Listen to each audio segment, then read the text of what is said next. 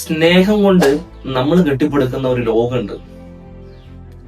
ഏറ്റവും വലിയ എന്നാ ചെറിയ ഒരു ലോകം. നമുക്ക് എല്ലാവിധ സ്വാതന്ത്ര്യങ്ങളുള്ള, നമ്മുടെ എല്ലാ ഇമോഷനുകളും നമുക്ക് പ്രകടമാക്കാൻ പറ്റുന്ന ഒരു ലോകം.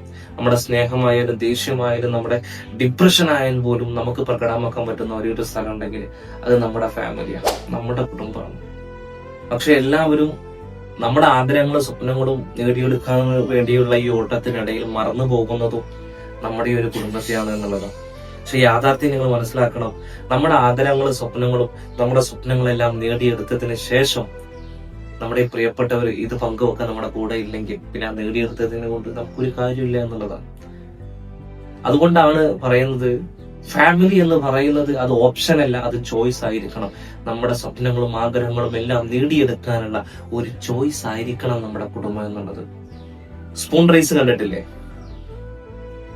ലെമൺ വെച്ചിട്ടുള്ള. ആദ്യം ആര് എത്തി എന്നുള്ളതല്ല, എത്തുന്ന സമയത്ത് കയ്യിൽ ലെമൺ ഉണ്ടോ എന്നുള്ളതാണ്. നമ്മളെല്ലാ സ്വപ്നങ്ങളും ആഗ്രഹങ്ങളും നേടിയെടുത്തിട്ട് ഇത് പങ്കുവെക്കാൻ നമ്മുടെ ഫാമിലി, നമ്മുടെ കുടുംബം നമ്മുടെ കൂടെ ഇല്ലെങ്കിൽ പിന്നെ അത് നേടിയെടുത്തിട്ട് എന്താ കാര്യം? ഒരു കാര്യമില്ല എന്നുള്ളതാണ്. അതുകൊണ്ട് തന്നെ നമ്മുടെ ഈ തിരക്കിനിടയിൽ, തിരക്ക് പിടിച്ച് നമ്മുടെ ഈ ജീവിതത്തിനിടയിൽ നമ്മൾ നമ്മുടെ കുടുംബത്തിന് വേണ്ടി, നമ്മുടെ ഫാമിലിക്ക് വേണ്ടി നമ്മൾ മാറ്റി വെക്കുന്ന ഒരു അല്പസമയം ഉണ്ടല്ലോ, ആ അല്പസമയം ഒരു അച്ചീവ്മെന്റ് ആണ് എന്ന് വിശ്വസിക്കുന്ന ഒരാളാണ് ഞാൻ. സോ നിങ്ങളുടെ അഭിപ്രായം കമന്റ് ചെയ്യാൻ മറക്കരുത്.